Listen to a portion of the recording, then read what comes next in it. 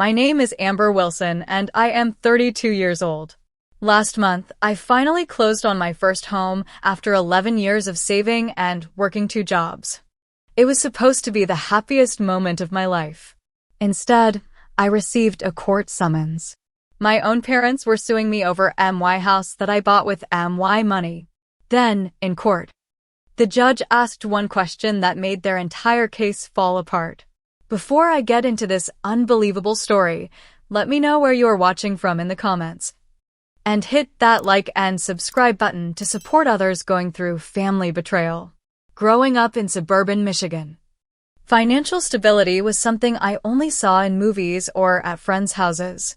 My parents, Rachel and Thomas Wilson, were masters at financial mismanagement. Our household finances resembled a constantly sinking ship, with my parents frantically trying to patch holes while creating new ones elsewhere. I cannot recall a single year of my childhood where we didn't receive at least one utility shut-off notice. The electricity would disappear for days. In winter, we would huddle around portable heaters borrowed from neighbors. The phone service came and went so often that friends stopped trying to call our landline. Water shutoffs meant filling containers at the local park fountain and bringing them home in a little red wagon my grandfather had given me. Eviction notices were as common as birthday cards in our mailbox.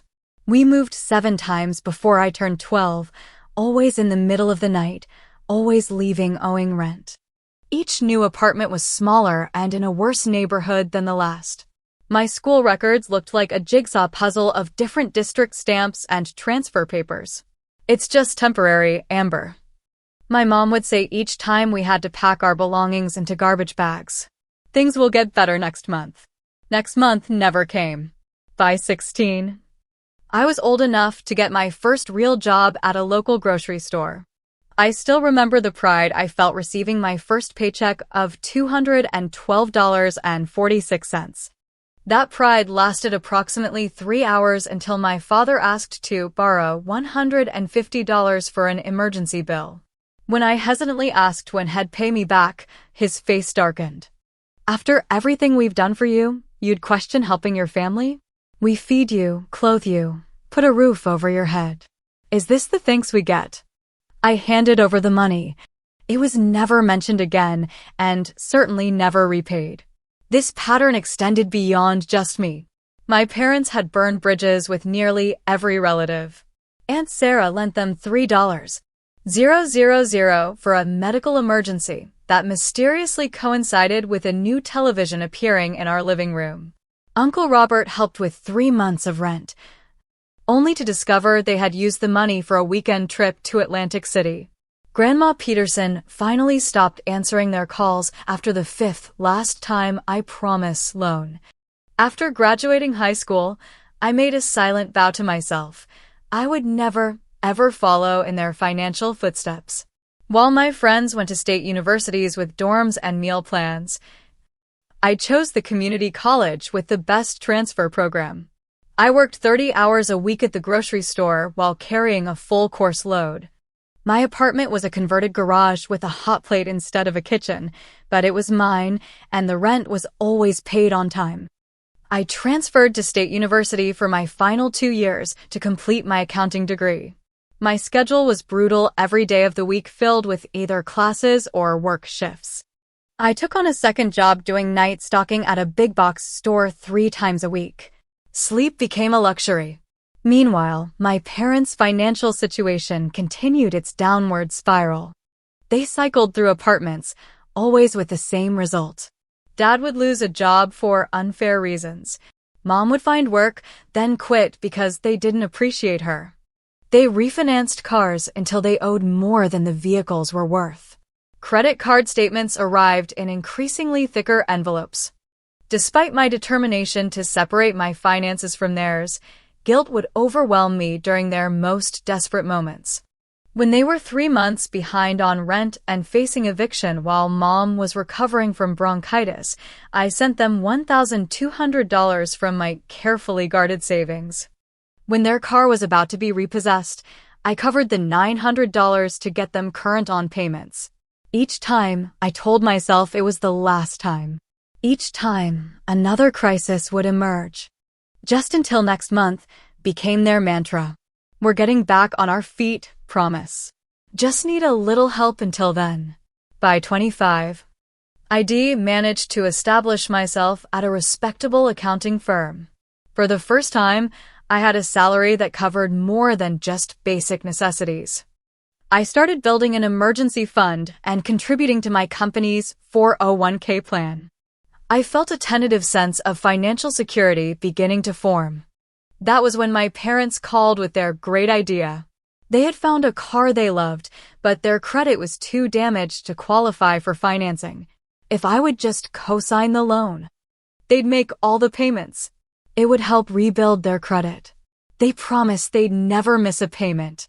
For the first time, I flatly refused.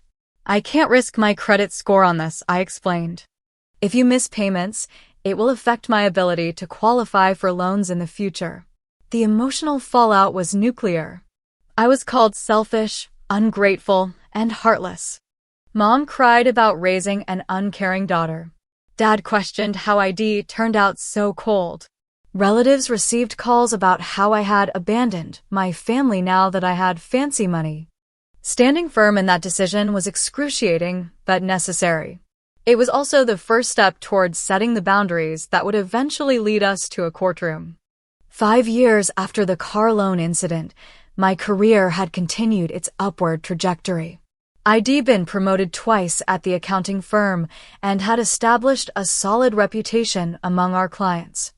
For the first time, I allowed myself to consider a goal that had always seemed impossibly distant, buying my own home.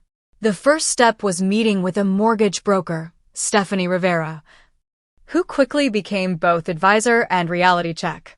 Based on your income and credit score, you're in good shape, she explained, reviewing my financial documents.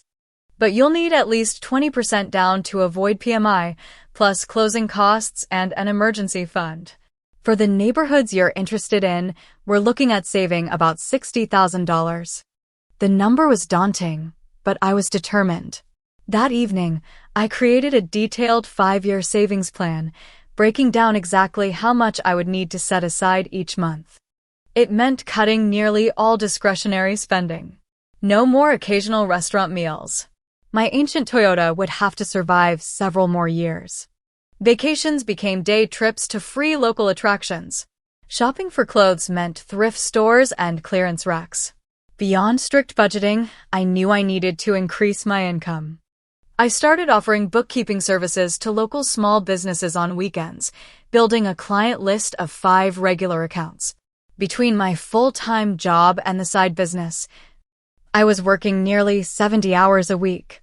Exhausting, but with a purpose. I told my parents about my home buying goal during a rare peaceful dinner together. Their initial reaction seemed supportive. "That's wonderful, honey," Mom said. "Property is always a good investment." Dad nodded in agreement. Smart move. Real estate is how people build wealth. However, as months passed and my savings grew, subtle comments began creeping into our conversations. "Your cousin Jason lost his job and has 2 kids to feed. I told him how well you're doing with all that money you're saving." The furnace finally died. "The landlord says he'll replace it next week, but you know how he is. Sure would be nice to have a safety net for emergencies like this." I deflected these hints as gently as possible. "I'm on a strict budget to reach my down payment goal. Have you checked with the community assistance program I told you about?" After 4 years of relentless saving, working both jobs, and watching every penny, I had finally accumulated enough for my down payment, closing costs, and a healthy emergency fund. It was time to begin the house hunting process. My realtor, Megan Santos, was patient as we viewed dozens of properties.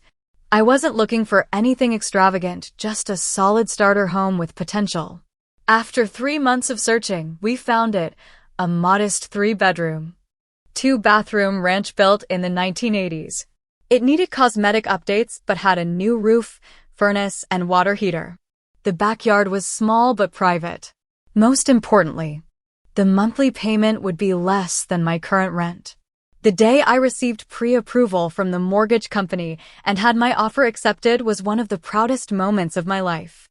I called my parents, expecting them to share my excitement. "How much did you pay?" was my father's first question. "$285,000, I answered. "It's actually under market value because it needs some updating, but it's in a great neighborhood with good schools." There was a long pause on the other end of the line. "So you had over $60,000 saved up for this?" My mother sounded almost accusatory. "Yes, I needed 20% down plus closing costs and reserves. I've been saving for over 4 years for this." Another pause. "We sure could have used some help with our medical bills last year. But I guess your house fund was more important than your father's heart medication." My stomach tightened. Dad received assistance from the county health program. His medications were covered. "Not all of them," she snapped. "We had to choose between his heart pills and food some months, but I'm sure your fancy house is worth it." The conversation devolved from there. For the first time, they directly suggested that I should have been helping them instead of saving for myself. According to them, as their daughter, my financial resources should prioritize their needs above my goals. "Buying property at your age just seems selfish when your parents are struggling," Dad said. "Family is supposed to take care of family." Despite the guilt trip, I held firm. "I've helped when I could, but this is something I've worked toward for years. I'm not going to apologize for achieving a goal through hard work." The 6 weeks of closing process were filled with inspections, paperwork, and anxious waiting. My parents remained distant, sending occasional text messages that alternated between cold formality and passive-aggressive jabs. Finally, closing day arrived. Sitting at that table, signing document after document, I felt an overwhelming sense of accomplishment. The keys were placed in my hand, and just like that, I was a homeowner. That night, I sat on the floor of my empty living room, eating takeout and gazing around at the space that was truly mine. The moment should have been purely joyful, but my parents' disapproval cast a shadow over my achievement. Still, I refused to let them diminish what I'd accomplished. This house represented years of sacrifice and discipline, and nothing could take that away from me. For 2 weeks after closing on the house, communication with my parents was minimal. A few brief text exchanges, a short phone call where they asked about the move but offered no help or congratulations. I was hurt but also relieved by the distance, busy with the logistics of moving and setting up my new home. Then, on a Saturday afternoon, their car pulled into my driveway unannounced. They emerged carrying gift bags and wearing smiles that appeared genuine enough to momentarily lower my guard. "Surprise!" Mom called out, holding up what looked like a houseplant. "We brought housewarming gifts for your new place." Cautiously optimistic, I invited them in. They seemed appropriately impressed as I gave them the tour, complimenting the hardwood floors and the kitchen layout.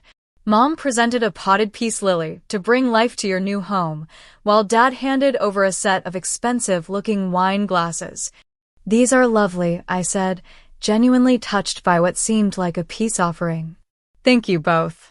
We settled in the living room with coffee, and for a brief moment, it felt like the family gathering I had always wanted, celebrating a milestone with support and love. Then my father cleared his throat. "So, we've got a bit of a situation at our place," he began, staring into his coffee mug. "The landlord sold the building to some developer. Everyone has to be out by the end of next month." "That's terrible," I said, and I meant it. Forced moves are stressful for anyone. "Have you started looking at new places?" My mother laughed, but there was no humor in the sound. "In this rental market? Everything is twice what we're paying now. We can't afford anything decent, not with your father's medical bills and my reduced hours at work." An uncomfortable silence settled over the room as I began to sense where this conversation was heading. "Actually," Dad continued, "that's partly why we wanted to come see your new place. You have 3 bedrooms here, and it's just you. We were thinking we could move in temporarily, just until we get back on our feet. 3 months, maybe 6 at the most. Despite anticipating this request, hearing it spoken aloud still sent a wave of anxiety through me. Their definition of temporary had always been elastic, stretching months into years. And their financial problems were never actually resolved, just postponed. I don't think that's a good idea, I said carefully. I'm still getting settled myself and we would contribute. Of course, Mom interrupted. We could pay a small rent once we're stable, help with groceries. It's not just about money, I tried to explain. It's about boundaries and independence. This is my first home, and I need to experience living in it on my own terms. Their expressions hardened simultaneously. I see, Dad said coldly. So your own parents can end up homeless. But you need your space. Got it. You're not going to be homeless, I insisted. There are options. I can help you look for affordable apartments. There are rental assistance programs. We don't want charity. Mom snapped. We thought family would help family. Isn't that why people buy houses with extra bedrooms? For family? The conversation quickly deteriorated as they revealed they had assumed all along that my house purchase had partly been for their benefit. In their minds, my years of saving had been selfish because I hadn't been sharing that money with them, and now that I had a house, the space should naturally be available for their use. We always thought when you were successful, you'd take care of us the way we took care of you, Dad said. When have you ever taken care of me? The words burst out before I could stop them. I got my first job at 16 and have been financially independent ever since. I've given you thousands of dollars over the years that was never repaid. Mom's face flushed with anger. Is that what you think? That parenting comes with a price tag? We gave you life, a roof over your head, food. A roof that constantly got taken away because you couldn't pay rent. I countered. Food that sometimes came from food banks because you spent bill money on things we didn't need. The argument escalated until they finally stormed out. My mother tearfully declaring she had raised a stranger with ice in her veins, while my father proclaimed I would regret turning my back on family when I needed them someday. The aftermath left me shaking and second-guessing myself. Had I been too harsh? Was I being selfish? The voice of guilt that had been ingrained since childhood whispered that good daughters sacrifice for their parents. I called my best friend Lauren that evening, still upset and confused. You did the right thing, she assured me after hearing the story. If you let them move in, even temporarily, you'll never get them out. And this house that you've worked so hard for will become just another source of stress. But they're my parents, I said weakly. Yes, and they should be proud of you and supportive. Not trying to guilt you and take advantage. Parents are supposed to want their children to succeed, not see them as retirement plans. Over the next week, my phone exploded with messages and calls not just from my parents, but from aunts, uncles, and cousins who had received a very different version of events. According to family members, my parents had helped me buy my house, and now I was kicking them to the curb when they needed shelter. Is it true you refused to help your parents after they gave you money for your down payment? Demanded my Aunt Cheryl in a voicemail. Your mother is crying every day over your betrayal. Texted my cousin Mark. After everything they've done for you. The narrative they had created was so far from reality that it left me breathless. Not only had my parents never contributed a single dollar to my house fund, but over the years, the financial flow had always been from me to them, never the reverse. It became clear that my parents had been telling the family a fictional story about their involvement in my home purchase long before they even came to visit. The housewarming gifts and apparent reconciliation had been a calculated move, setting the stage for both their request to move in and the family pressure campaign that followed my refusal. Lauren was my rock during this time, letting me vent my frustration and hurt without judgment. Document everything, she advised. Save those texts and voicemails. I have a feeling you're going to need evidence of their lies. Her words would prove prophetic sooner than either of us expected. 3 weeks after the disastrous visit from my parents, I found an official-looking envelope in my mailbox. At first, I assumed it was something related to my mortgage or property taxes. opening it at my kitchen counter. I froze when I saw the words summons TO appear and civil case #47293B at the top of the document.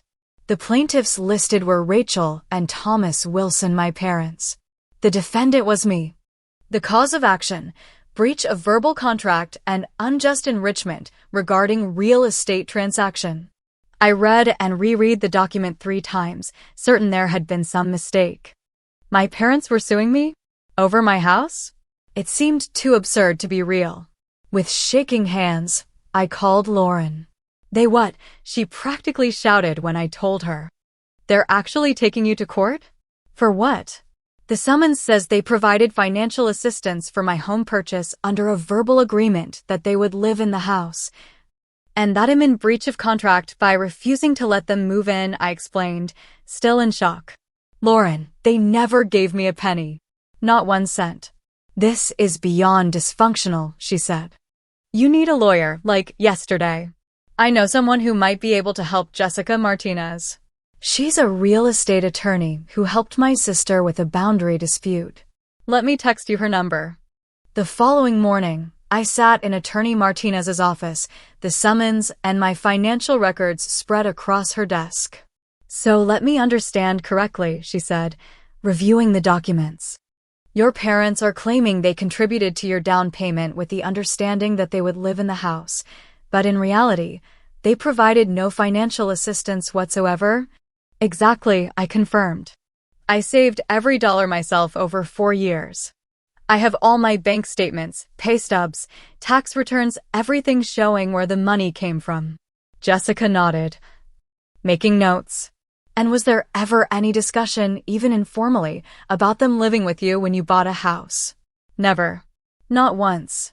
The first time it came up was after I had already closed on the house and they came to visit." She explained that my parents' legal argument hinged on 2 claims. First, that they had provided substantial financial assistance toward the purchase of my home, and second, that this assistance came with a verbal agreement that they would live in the house.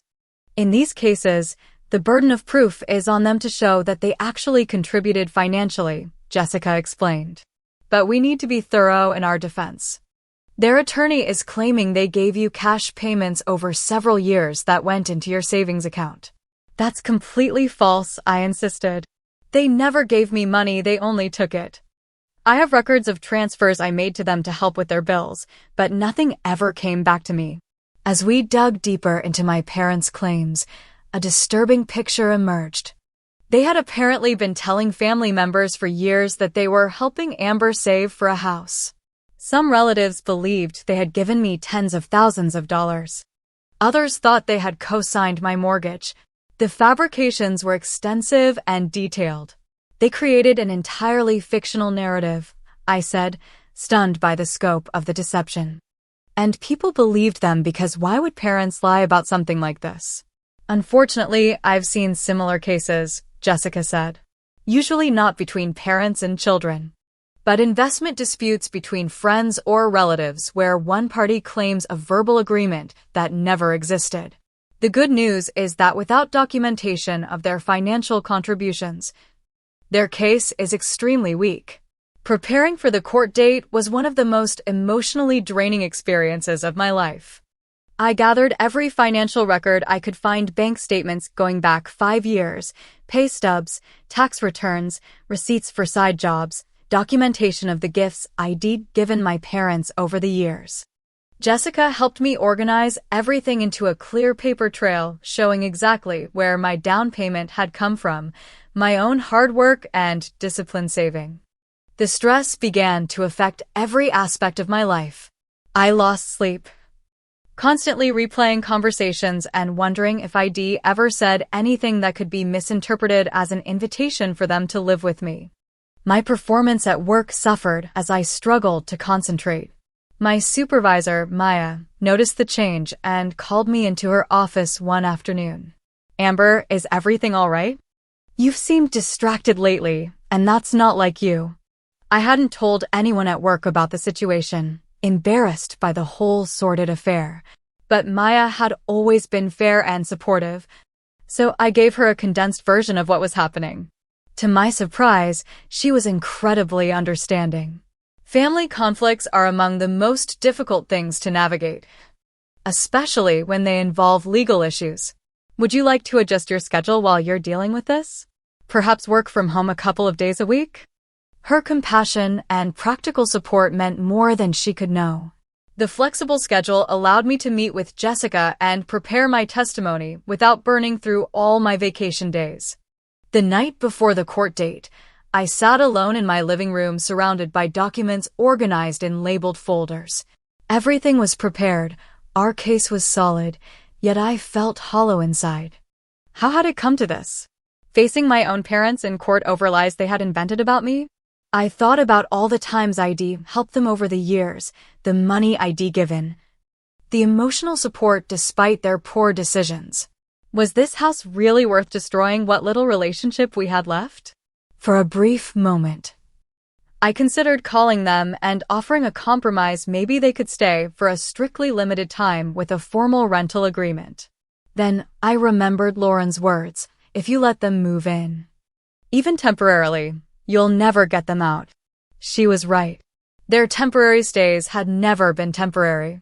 Their financial crises were never one-time emergencies, but symptoms of deeper patterns they refused to address. This house represented everything I'd worked for: stability, security, independence. Compromising now would mean surrendering not just my space, but the boundaries I'd fought so hard to establish. I went to bed determined to stand my ground. But sleep eluded me until well past midnight. The morning of the court hearing arrived with gray skies and a light drizzle that matched my mood. Jessica had advised me to dress conservatively and professionally. First impressions matter, she said. The judge will be evaluating your credibility from the moment you enter the courtroom. Walking into the county courthouse, I spotted my parents in the hallway with their attorney, a sharp-featured man in an expensive-looking suit. Mom was dabbing at her eyes with a tissue, while Dad stood with his arms crossed, jaw set. They looked up as I approached with Jessica, and for a brief moment, our eyes met. There was no warmth there. No recognition of the pain this situation was causing all of us, just cold determination. It was the first time I'd seen them since the argument in my living room, and the emotional impact hit me harder than expected. These were the people who had given me life, who had sung me to sleep as a child, who had cheered at my high school graduation. Now we were adversaries in a legal battle over lies they had created. In that moment, I nearly faltered. Then Jessica gently touched my elbow, guiding me past them into the courtroom. And the moment of weakness passed. The courtroom was smaller than I had imagined, nothing like the grand, imposing chambers shown in television dramas. The wooden benches, fluorescent lighting, and beige walls gave it an almost mundane appearance, though the official seal of the county court and the raised judge's bench maintained an air of authority. Jessica and I took our seats at the defense table, arranging our carefully organized documents. Across the aisle, my parents settled in with their attorney, who I learned was named Gregory Palmer. He had a reputation for taking on unusual cases with dramatic elements perfect for my parents' theatrical approach to conflict. When Judge Patricia Harmon entered, everyone rose. She was a woman in her 60s with silver-streaked dark hair pulled back in a neat bun, reading glasses perched on her nose. Her expression revealed nothing as she reviewed the docket and called our case. Wilson versus Wilson, she announced. This is civil case number 47293B. A claim of breach of verbal contract and unjust enrichment regarding a real estate transaction. She looked over her glasses at both parties. Counselors, are you ready to proceed? Both attorneys confirmed they were prepared, and the proceedings began with my parents' case being presented first. Attorney Palmer approached the matter with theatrical gravity. Your Honor, this is a case of profound familial betrayal. My clients, Thomas and Rachel Wilson, sacrificed for years to help their daughter achieve the American dream of homeownership, only to be cast aside once their usefulness ended. He went on to paint a picture so divorced from reality that I had to clench my fists under the table to maintain composure. According to his narrative, my parents had provided approximately $45,000 toward my down payment through regular cash contributions over 4 years. These contributions allegedly came with a clear understanding that they would have a place to live in the home they had helped purchase. The defendant's achievement was only possible through the generosity of her parents, Palmer declared. Now she has broken their agreement and abandoned them in their time of need. My mother was called to testify first. She dabbed at her eyes as she described their supposed financial sacrifices. We went without so much to help Amber, she claimed. Thomas worked overtime. I took on extra shifts. Sometimes we would give her $500, sometimes $1,000 when we could manage it. We were so proud to help her achieve her dream. She went on to describe detailed conversations that had never happened, where I had allegedly promised them they could live with me once I bought a home. She specifically said she was looking for a house with extra bedrooms, so we would have a place when we needed it, Mom testified. She said, Mom and Dad, this house will be for all of us. You helped me get it, and it's only right that you benefit too. I had never said anything remotely like that. The fabrication was so complete, so shameless, that it left me stunned. These weren't misunderstandings or exaggerations, they were entire conversations invented from whole cloth. My father's testimony followed a similar pattern of fiction.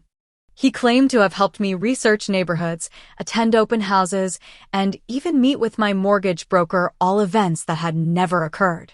He spoke of depleting their savings to support my home purchase, describing specific cash amounts he claimed to have handed me on specific dates. We trusted our daughter, he said, his voice catching in what seemed like genuine emotion. We didn't think we needed anything in writing because she's family. We thought her word was enough. Throughout their testimony, Jessica made careful notes but maintained a calm demeanor. When it came time for cross-examination, her approach was methodical and precise. Mr. Wilson, she began. You testified that you gave your daughter $1,200 in cash on March 15th of last year. Can you tell the court where that money came from? Dad shifted uncomfortably. From my paycheck, of course. And which employer provided that paycheck? A pause. I was between jobs then, but I had some side work. Do you have any receipts, invoices, or bank withdrawals showing you had $1, $200 in cash available to give on that date? We don't keep records like that. Jessica nodded as if this were perfectly understandable. And when you gave these cash gifts, did Ms. Wilson provide any kind of acknowledgement?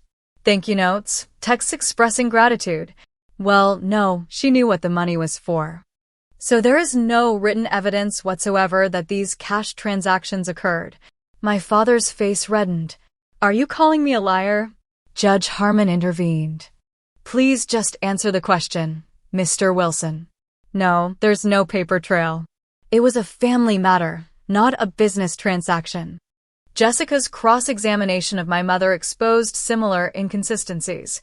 Mom claimed they had transferred money to me from their savings account, but couldn't explain why no such transfers appeared on their bank statements.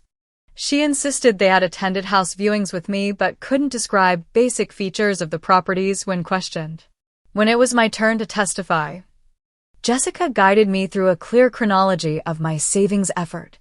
I explained my second job, my strict budget, and the disciplined approach I had taken to accumulate my down payment. I provided bank statements showing regular deposits from my employers, tax returns confirming my income, and a complete paper trail documenting the source of every dollar that went toward my house. I also addressed the supposed verbal agreement. Your Honor, not only did my parents never contribute financially to my home purchase, but there was never any discussion about them living with me. The first time they brought up moving in was after I had already closed on the house. It came as a complete surprise to me. Attorney Palmer's cross-examination was aggressive and designed to provoke an emotional response. Ms. Wilson, are you claiming your parents lied about supporting you financially? Yes. That's exactly what I'm claiming, because that's the truth. So your position is that the people who raised you, who put food on your table and clothes on your back as a child, are now committing perjury in this courtroom? Jessica objected to the characterization, and Judge Harmon sustained it, but the implication hung in the air. I'm stating facts, I replied evenly. My bank records show where every dollar came from. There were no cash gifts from my parents. And you feel no moral obligation to help your parents in their time of need, despite having a home with extra bedrooms? I've helped my parents many times over the years, I responded, maintaining my composure. I've given them thousands of dollars when they were in financial distress. Those transactions are documented in my bank records as well, showing that money has only ever flowed from me to them, never the other way around. As the testimony concluded, Judge Harmon reviewed the financial documents both sides had submitted. The contrast couldn't have been more stark. My comprehensive records versus my parents' complete lack of evidence. After a brief recess, she returned to the bench with a focused expression. Before I rule on this matter, I have a few questions, she said, turning toward my parents. Mr. and Mrs. Wilson, you claim to have contributed approximately $45,000 to your daughter's home purchase over a 4-year period, primarily in cash. They both nodded. If you contributed to the down payment as you claim, why are there no records of any financial transactions between you and your daughter? My father cleared his throat. As I said, Your Honor, these were cash gifts. We trusted our daughter. Mr. Wilson, even cash needs to come from somewhere, Judge Harmon pointed out. Your bank records show no withdrawals corresponding to the amounts you claim to have given. Your tax returns indicate an income insufficient to provide such gifts after accounting for your own expenses. Where exactly did this money come from? My parents exchanged glances, and for the first time, I saw uncertainty in their expressions. We saved it over time, my mother offered weakly. In cash? $45,000 kept in your home rather than a bank account? Some of it came from side jobs, my father added. Cash jobs, which you didn't report on your tax returns? The judge asked pointedly. My mother jumped in. We also had some inheritance money. From whom? Judge Harmon asked. My aunt, Mom said quickly. My uncle, Dad said simultaneously. The judge raised an eyebrow at the contradiction. Let me be direct, Judge Harmon continued. Ms. Wilson has provided comprehensive documentation showing the source of every dollar that went toward her home purchase. She has bank statements, pay stubs, tax returns, and a clear paper trail. You have provided no evidence whatsoever to support your claim of financial contribution. Additionally, your testimony contains numerous inconsistencies and contradictions. She shuffled through some papers before continuing. Furthermore, even if I were to accept your claim of financial gifts, which I do not, you have failed to provide any credible evidence of a verbal contract regarding living arrangements. In the state of Michigan, verbal contracts concerning real estate must be evidenced by some writing or memorandum to be enforceable under the statute of frauds. It was at this moment that I realized their case was completely falling apart. Judge Harmon's expression had shifted from neutral to visibly skeptical as she addressed my parents. Based on the evidence presented, or rather the lack thereof from the plaintiffs, I find in favor of the defendant. The plaintiff's claims of financial contribution and verbal contract are unsupported by any credible evidence. This lawsuit appears to be without merit and borders on frivolous. She turned to me with a more sympathetic expression. Ms. Wilson, you are under no legal obligation to provide housing for your parents based on the facts presented in this case. The property is solely yours, purchased with your own funds, and you have exclusive rights to determine who may or may not reside there. With a decisive rap of her gavel, she concluded, Case dismissed. The finality of those two words echoed in the suddenly silent courtroom. My parents sat motionless, seemingly unable to process the outcome. Their attorney leaned over to whisper something to them, but they appeared not to hear him. I felt a complex mixture of emotions, relief at the vindication, sadness at the relationship that was now irrevocably damaged, and a strange sense of freedom now that the truth had been officially acknowledged. As Judge Harmon gathered her papers to leave, she paused to make one final comment. Family relationships are beyond the purview of this court. However, I would be remiss not to note that trust, once broken, is difficult to repair. I hope all parties can reflect on how this situation reached this point. With that, she exited the courtroom, leaving us to face the aftermath of her decision. As we exited the courtroom, Jessica walked protectively at my side, guiding me toward the building's main entrance. We had nearly reached the doors when I heard rapid footsteps behind us and my mother's voice, shrill with anger. "How could you do this to us? Your own parents." I turned to see both of them approaching, faces contorted with rage and humiliation. Their attorney trailed behind, looking uncomfortable with the public confrontation. "Mrs. Wilson, Mr. Wilson," Jessica said firmly, stepping slightly in front of me. "This is neither the time nor the place for this discussion." "When is the time?" my father demanded. "After she changes the locks? After she pretends we don't exist?" "The judge saw through your lies," I said quietly, finding a calmness I didn't know I possessed. "You never gave me a penny toward my house. You made up an entire story and tried to use it to take something that wasn't yours. We raised you." Mom's voice echoed through the courthouse lobby, drawing stares from passers-by. "Everything you are is because of us." Jessica placed a hand on my shoulder. "Amber, we should go." Then, to my parents, I strongly advise against continuing this conversation. The court has made its ruling. Any further harassment could result in additional legal consequences. Harassment? Dad looked incredulous. Trying to talk to my own daughter is harassment now. When it follows a frivolous lawsuit based on fabricated claims, yes, it could be interpreted that way. Jessica replied evenly. "I suggest you consult with your attorney before any further contact." As we walked away, I could hear my mother crying dramatically and my father making comments about ungrateful children loud enough for others to hear. Their attorney was attempting to usher them toward a private conference room away from public view. The drive home from the courthouse was a blur. I felt victorious yet devastated, relieved yet grieving. The legal battle was over, but the emotional war had left casualties that might never recover. "You did well in there," Jessica said as she dropped me off. "It's not easy to stand your ground against family, especially parents." "Does it get easier?" I asked, not even sure what I meant by the question. She gave me a sympathetic smile. "The boundaries get clearer. The guilt gets quieter. But I won't lie to you. It's a process." That evening, I sat in my kitchen, finally alone in the home that was undisputedly mine. I'd won. But the victory felt hollow. I scrolled through social media to distract myself and discovered my mother had already posted a vague but pointed status update. "Heartbroken today." When your own flesh and blood turns against you, you learn who really matters in this world.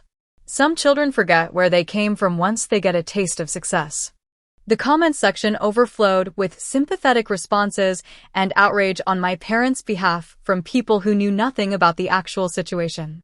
Several relatives I rarely spoke with had shared the post, adding their own commentary about family loyalty. I closed the app, refusing to engage in a public battle of narratives. The court had heard the evidence and made its decision. That would have to be enough. Over the next few days, the family divide became increasingly clear. Most relatives took my parents' side without question. After all, they had been hearing the fictional version of events for years. Why would parents lie about such things? It was easier to believe I was the villain. Then, unexpectedly, my Aunt Sarah called. My mother's sister had always been kind but distant, living on the opposite coast and rarely involved in family drama. "Amber? It's your Aunt Sarah. I wanted to check on you after everything." I braced myself for another lecture about family obligation. "I'm okay," I said cautiously. "It's been difficult." "I'm sure it has." She paused, Listen, I want you to know this isn't the first time your parents have done something like this. My breath caught. What do you mean? Years ago, before you were born, they told everyone in the family that they had loaned your Uncle Robert $10,000 for his business. They claimed he refused to pay them back and was avoiding them. There was this huge family rift. What happened? Robert finally brought bank statements to a family gathering proving he'd never received any money from them. Your parents eventually admitted they had made it all up because they were jealous of his success. She sighed heavily. I should have said something when I started hearing them talk about contributing to your house fund. I knew it sounded familiar, but I didn't want to cause problems. This revelation stunned me. Their behavior wasn't new. It was a pattern that predated even my existence. Why are you telling me this now? I asked. Because I don't want you to doubt yourself. And because not everyone in the family believes their story, even if it seems that way. Her support meant more than she could know, a small crack in the wall of isolation I'd been feeling. The weeks following the court case brought new challenges. My parents made several unannounced visits to my home, sometimes leaving notes on the door when I didn't answer. The messages alternated between guilt-inducing, "We just want to talk to our daughter," and threatening, "You haven't heard the last of this." After finding them waiting in my driveway one evening when I returned from work, I consulted with Jessica about a restraining order. Based on their behavior so far, a full restraining order might be difficult to obtain, she advised. However, we could file for a no-contact order that would legally prevent them from coming to your home or workplace. Would that be excessive? I wondered aloud. They're still my parents. Amber, they sued you based on complete fabrications. And now they're showing up uninvited at your home despite clear boundaries. This isn't normal parental behavior. I decided to hold off on legal action but took practical steps to protect myself. I installed a security system with cameras and discovered, during the process, that the spare key I kept hidden outside was missing. Had my parents taken it during their housewarming visit? The thought sent a chill through me. I immediately had all the locks changed and added a security code to the garage door opener. My home had become a fortress against the people who should have been my strongest supporters. The emotional toll began to affect my daily life. I found myself jumping at unexpected sounds, checking the security app constantly, and feeling anxious whenever I saw a car resembling my parents. Jessica recommended a therapist, Dr. Rachel Cohen, who specialized in family trauma and boundary issues. In our first session, Dr. Cohen listened to my story without judgment. What you're describing is a form of emotional and financial abuse, she explained. Your parents created a false narrative not just to others, but possibly even to themselves. When you refused to participate in that narrative, it threatened their self-image and triggered this extreme response. But they're my parents, I said, repeating the phrase that had become my reflexive justification for their behavior. Shouldn't I try to maintain some relationship? Relationships require mutual respect and honesty, she replied. You can love your parents while still recognizing that their behavior is harmful. Sometimes the healthiest boundary is significant distance, at least until they can acknowledge the reality of their actions. Under her guidance, I implemented a complete no-contact period to focus on healing. I blocked their numbers, filtered their emails to a folder I would check only once a month, and informed mutual contacts that I wasn't discussing family matters for the time being. The space created by this boundary allowed me to begin reclaiming my joy in homeownership. The house that had become associated with conflict and stress needed to be transformed back into my sanctuary. I started with small projects that gave me a sense of ownership and accomplishment. I painted the living room a warm sage green instead of the builder's beige. I planted a small garden in the backyard, watching with satisfaction as the first seedlings pushed through the soil. Each change, however minor, helped me feel that this space was truly mine. One rainy Saturday, I decided to change the hardware on my kitchen cabinets. As I unscrewed the old brass knobs, I remembered my mother's comments during their visit about how those would be the first things to go if it were her house. The memory no longer stung as sharply. This was my house, my choice, my life. As I installed the new brushed nickel poles, I heard a car door slam outside. My heart raced as I checked the security camera on my phone. But it was only a delivery person dropping off a package. The fear response showed how deeply the situation had affected me. During another therapy session, Dr. Cohen suggested I join a support group for adult children of manipulative parents. Initially skeptical, I attended a meeting held in a community center downtown. The stories I heard from others were different in detail but familiar in pattern. Children who had been made responsible for their parents' emotional and financial well-being, who had been manipulated through guilt and obligation, who had been punished for establishing independence. The hardest part for me was recognizing that what I experienced was financial abuse. Shared a woman named Tara. Because they're your parents, you make excuses. They're just bad with money. They don't understand modern finances. They grew up differently. But when they consistently drain your resources and make you feel guilty for not giving more, that's abuse. Her words resonated deeply. I had never labeled my parents' behavior as abusive. But the pattern was clear, using emotional manipulation to gain financial advantage, creating false narratives to support their claims, punishing independence through withdrawal of affection or, in my case, legal action. Understanding this pattern helped me recognize that their behavior wasn't my fault and that I couldn't fix it. My parents would need to acknowledge their actions and seek help themselves, something that seemed increasingly unlikely. 6 weeks after the court case, I discovered they had moved to Florida without notice or farewell. I learned this not from them, but from a cousin's social media post wishing them well in their new chapter. They had apparently told family members they needed a fresh start away from painful memories, another narrative that cast them as victims rather than aggressors. Their departure brought unexpected relief. The security system no longer seemed necessary, though I kept it active. I stopped scanning the street for their car when I arrived home. Gradually, I reclaimed not just my house, but my peace of mind. 6 months after the court case, my house had truly become my home. The initial association with conflict and stress had faded, replaced by countless positive memories. Dinner parties with friends, quiet evenings reading in the backyard, weekend mornings spent slowly renovating one small project at a time. Lauren had been right about so many things, including her prediction that once I held firm on this boundary, other aspects of my life would improve as well. Without the constant drain of my parents' financial and emotional demands, I found more energy for building the life I actually wanted. My neighborhood had become a source of unexpected community. What began as casual waves to the couple across the street evolved into invitations to backyard barbecues and neighborhood watch meetings. I formed particular friendships with Madison, a kindergarten teacher next door, and Ryan and Jennifer, a young couple with twins who lived at the end of the block. We were so happy when someone our age moved in.